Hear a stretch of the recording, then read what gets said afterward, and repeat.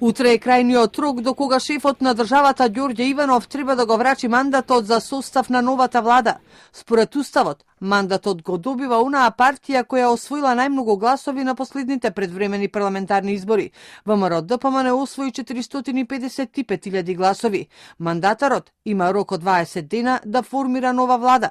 Вчера председателот Иванов најави дека ќе го запази терминот за доделување на мандатот. Како е во уставот наведено, така ќе се постапи. Вчера на Божич албанските партии ДУИ, БЕСА и Алијансата ја испорачаа платформата Стокмена во Тирана и Приштина за преговорите со идниот мандатар.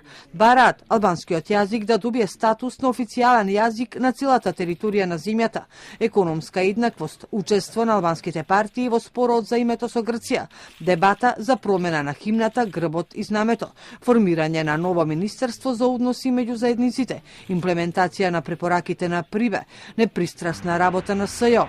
За барањата на албанските партии, политичкиот аналитичар Ристо Никовски вели дека никој нема право да преговара за нив. За овие прашања треба да одлучуваат граѓаните на референдум.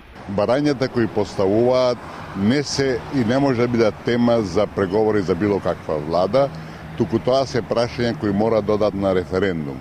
Значи се работи за уставно редефинирање на државата, кое не може да се направи ни од страна на собранието, ни од страна на владата, туку народот мора да одлучи што е од тоа прифатливо и што не е прифатливо.